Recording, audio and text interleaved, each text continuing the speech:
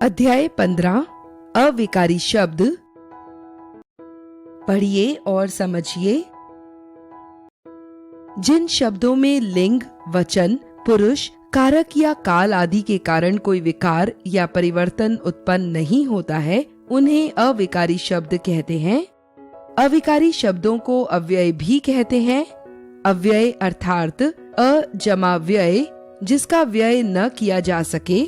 यहाँ व्यय से तात्पर्य परिवर्तन से है। अविकारी शब्दों के भेद। अविकारी शब्द 4 प्रकार के होते हैं: क्रिया विशेषण, संबंध बोधक, समुच्चय बोधक, विस्मयादि बोधक। वाक्य में क्रियापदों की विशेषता बताने वाले शब्दों को क्रिया विशेषण कहते हैं। उदाहरण: मैं वहां गया था। वहां क्रिया की स्थान संबंधी विशेषता। वह आज आएगा। आज क्रिया की काल संबंधी विशेषता। तेज चलो। तेज क्रिया की रीति संबंधी विशेषता। कम खाओ। कम क्रिया की परिमाण संबंधी विशेषता। उपरोक्त वाक्यों में क्रिया का स्थान, काल, रीति एवं परिमाण संबंधी विशेषता बताने वाले शब्द क्रिया विशेषण हैं। क्रिया विशेषण दूसरे क्रिया विशेषण की भी विशेषता बताता है। जैसे मलिक बहुत ज्यादा बोलता है, यहाँ बहुत ज्यादा की विशेषता बता रहा है। ज्यादा क्रिया विशेषण है। इस प्रकार बहुत अन्य क्रिया विशेषण की विशेषता बता रहा है। संबंध बोधक। संबंध बोधक से तात्पर्य है संबंध का बोध कराने वाला। जैसे मेरे घर के सामने विद्यालय है। वह मित्र के साथ गांव गया। दर्द के मारे मैं बेहाल था। इन वाक्यों में के सामने, के साथ, के मारे शब्द संज्ञा या सर्वनाम शब्दों के साथ आकर इनका संबंध वाक्य के दूसरे शब्दों के साथ बता रहे हैं। ऐसे शब्द संबंध बोधक कहलाते हैं। जो अविकारी शब्द संज्ञा या सर्वनाम शब्दों से जुड़कर उनका संबंध वाक्य के दूसरे शब्दों से बताते हैं, उन्हें संबंध बोधक अव्यय कहते हैं। क्रिया विशेषण और संबंध बोधक अव्यय में अंतर।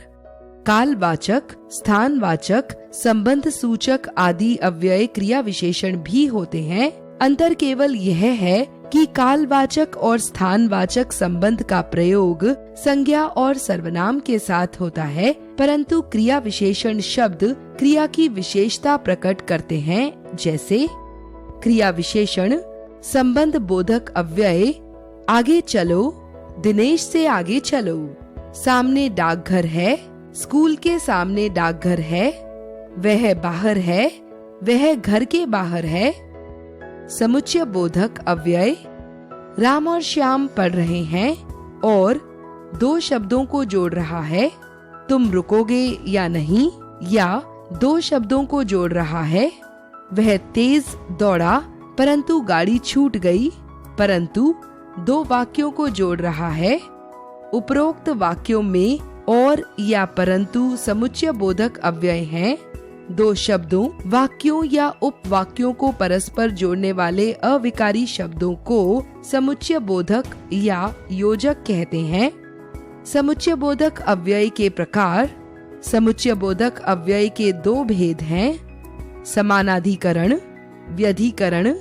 समानाधिकरण समुच्चय बोधक, जो अव्यय समान घटकों, वाक्यांशों या वाक्यों को परस्पर मिलाते हैं, उन्हें समानाधिकरण समुच्चय बोधक अव्यय कहते हैं। व्यधिकरण समुच्चय बोधक, ये वे अव्यय होते हैं जो एक या अधिक आश्रित उपवाक्यों को मुख्य उपवाक्य से मिलाते हैं। जैसे यदि मैं उसका कहना मानता तो पछताना न पड़ता। रवि ने मुझे बताया कि वह कक्षा में प्रथम आया है। कि तो व्यधिकरण समुच्चय बोधक हैं। विस्मयादि बोधक अव्यय। आहा, कितना सुंदर दृश्य है। वाह, तुमने तो कमाल ही कर दिया।